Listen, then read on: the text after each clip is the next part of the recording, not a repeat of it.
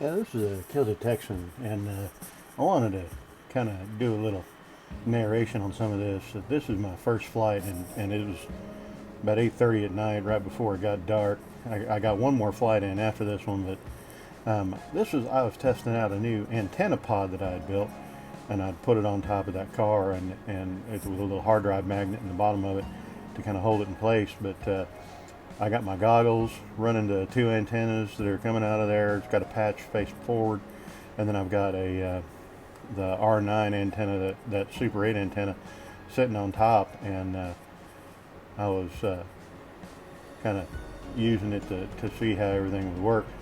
But this is that F7 Floss that I've got. I got EMAX RS2s on it, the 1700 kb. Right now I'm running 5S, and you can tell it was just a beautiful lighting situation. But I was in the goggles, it was pretty bloody dark. It was a little rough to see, but man, it sure was a pretty flight with all the colors, and it was just nice. And unfortunately, this video really doesn't do it justice exactly how dark it was.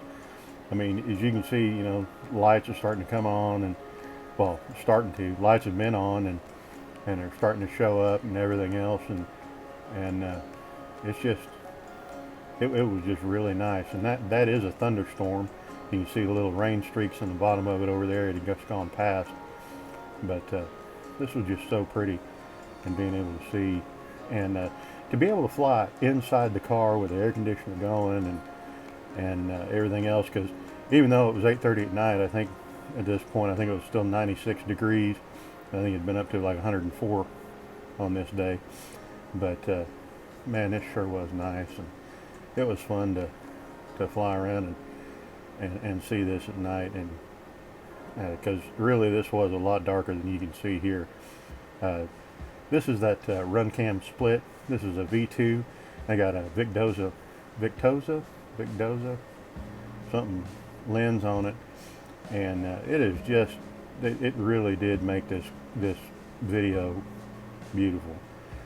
And I'm running an R9M system, and unfortunately, as you can see, when I first went out, it was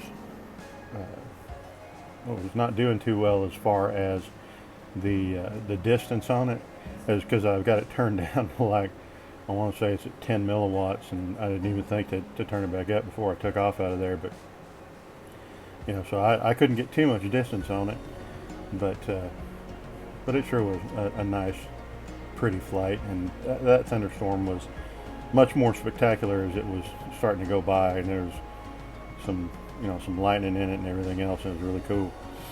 And then that right there, I'm wondering, did the impact to that tree, did it actually reset the GPS, or I don't know how that actually works in there, whether it shakes it or what, but it sure did turn that GPS almost like it rebooted the GPS. But I don't know that that's what happens. I don't know, or it shakes it or what, and it just loses its connection or loses its orientation or something. But I mean, it came back pretty quick, but still, I don't know if that impact or what, or the shaking did it. But that was definitely an interesting experience. But man, this was just so pretty, and that thunderstorm was so beautiful. And you can see, I mean, you can see at points where the video gets pretty dark, and again, it's, as you can see, it's not really representative of how dark it actually was. But man, it was getting tough to see. And on the next flight I did, and it was right after this one, and I'll put that one up probably on Wednesday or so. But on the next flight, I mean, it was rough dark. When I took off, I'm like, oh, I don't know if I'm going to be able to land this thing, because I can't see nothing. But I love these colors, and the sunset, and that fade that comes off of that orange to blue, and or pink and orange to blue. It's just really a pretty sight. And you can see I wasn't doing anything too crazy with it. I was just kind of out for the views, really, just to go out and and see the views of creation all laid out before me. And you can see I wasn't doing too well doing some acro on there. It wasn't working out for me today.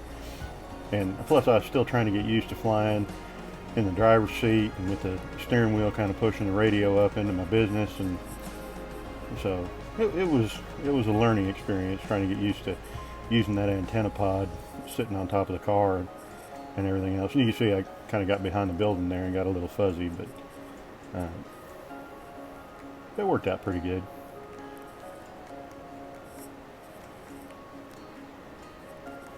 And I was fighting a little bit of wind. Wind was coming up out of the south. So if you notice from the back of the car, basically from my perspective there in the car, the wind was coming from behind the car toward that thunderstorm. So whenever I would point it in that direction toward the thunderstorm, she'd be cooking along at probably about, I think, between 47 and 50 mile an hour going that way, and then coming back I'd usually do about 35 or so. So she was running probably about between 7 and 10 mile an hour winds, so not too bad, but there was a little bit of wind, so you see just, you know, a little bit of jitter in the picture. But I don't know if you can see the antenna pod right on top, right near the front windshield. You probably can't see it there, but it was a pretty decent flight. Stayed in the air quite a while, and it sure was fun. Thanks for watching, and as always, have fun and keep her in the air.